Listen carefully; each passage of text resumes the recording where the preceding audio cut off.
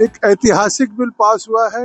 ये पहली बार वक्फ की जो मंशा थी कि उस वक्फ का फायदा पसमानदा समाज को, गरीब को, खवातीन को, लोगों को मिले, जिसका फायदा अभी तक नहीं मिल रहा था, केवल मुतवल्ली केयर टेकर लोगों को।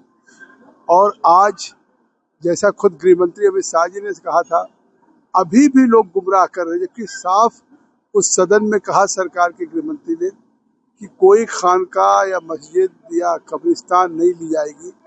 लेकिन जिस तरीके से इसको लोगों को गुमराह किया जा रहा है और जिस तरीके से प्रोटेस्ट कर रहे हैं, इसको मोटिवेट कर रहे हैं, तो कहीं न कहीं वो लोग हैं जिनको लगता है कि वक्फ की प्रॉपर्टी से जुड़े हुए थे और जिस वक्फ को कभी कोई इसको मतलब बेच नहीं सकता था, आखिर इसके बावजूद भी जब सेना और रेलवे से ज़्यादा तीसरी लार्जेस्ट प्रॉपर्टी 8 लाख से ज़्यादा प्रॉपर्टी वक्फ की थी, उसके बावजूद भी आज इस वक्फ का बिल पास हुआ है।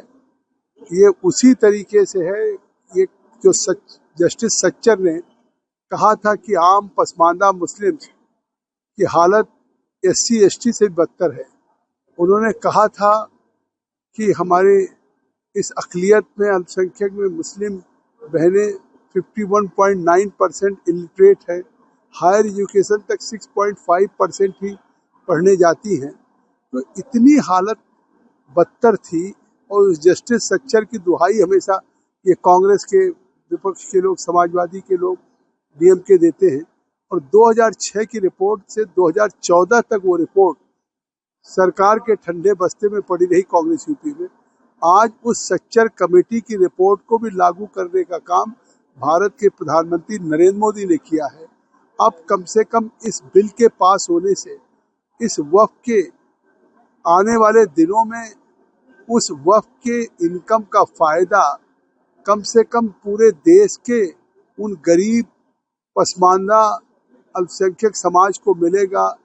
उस वक्फ बोर्ड में पसमानदा समाज की नुमाइंदगी होगी।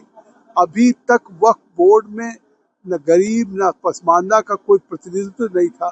महिला का उल्लेख था, लेकिन आज तक 7-8 महिलाओं से ज़्यादा नहीं हुई। अब हर वक्फ बोर्ड और माइनॉरिटी कमीशन सेंटर में 2 महिलाएं, खवातीन उसकी मेंबर होंगी। तो ये अपने आप में एक ऐतिहासिक है। कोई एग्रीव्ड होगा तो अब वो ट्रिब्यूनल के फैसले के खिलाफ हाई कोर्ट जा सकता, सुप्रीम कोर्ट जा सकता, जैसे किसी और प्रॉपर्टी में जाता है।